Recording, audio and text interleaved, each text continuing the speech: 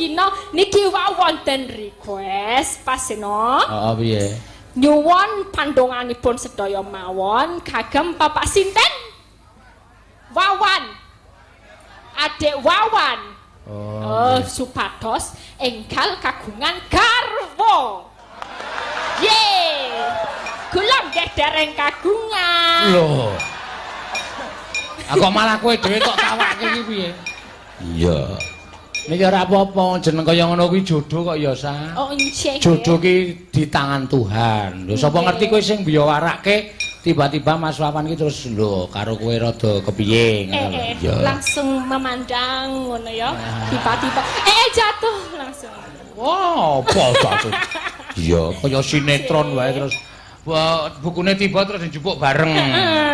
Aku tahu ngono kuwi malah padu kok. Napa padu? Mergane malah jeglukan banter banget. Iya, ya, Mak. Matur sembah nuwun. Mau bisikan mau apa? Pak Sukina mau ngumumke kuwi mau. Nggih, sam nyuwun pandonganipun sedaya. Oh, nggih. Wah. Mas Wawan ki sing endi ya? Iki wau lho sik niki wau minggah niki wau kan wonten Pak Sukina kalih Mas Wawan. Oh, aku pakai kaos hitam. Ganteng lho. Kowe kira-kira cocok ora? Ya jelas lah opo meneh dadi mangkune wong. Ya jelas lah. Ning aku rasa luwung rasah wae. Kenapa? Sebabe aku wis ngerti lelakonmu. Kowe iki yang-yangan bola-bali sing lanang mesti stroke kabeh. Mergane getak-getak wae kok. Ayo ge mangkat. Kon ngaturke nyinden yo. Iki dingklike dikempit. Wong lanang kon ngempit dingklik. Iya, ya wis ora apa-apa. Ya, matur suwun Mbak Elisa karo Salaso. Cek sami-sami. Waduh. Rada lumayan saiki ya. Ya mbiyen dek urung tak temuno alah. Awake iki karo biting kowe gedhe biting. Kuru kae ya, kuru rambuté brindil wis.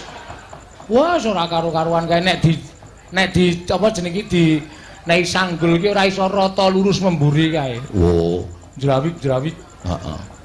Wis mbiyen ra karo-karuan. Teko ning nggon aku iki wong endi iki? Kok teko ning nggonmu? Lah mbiyen skripsi lak nulis tentang aku teko ning nggon aku wis awake ireng. Iya. Rambute brindil, ngauk rok sepan kae. Oh. Mongko sikile ting trulul bekas gudeg kok banget ya. Bekas koreng akeh banget ya wae, mesti cah rakopen iki.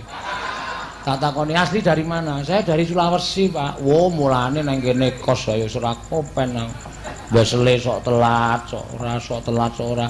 Bareng gelem nembang kok suarane apik terus, "Kamu ikut saya mau enggak?" "Ngapain, Pak?" "Nyinden." "Saya enggak bisa." "Bisa.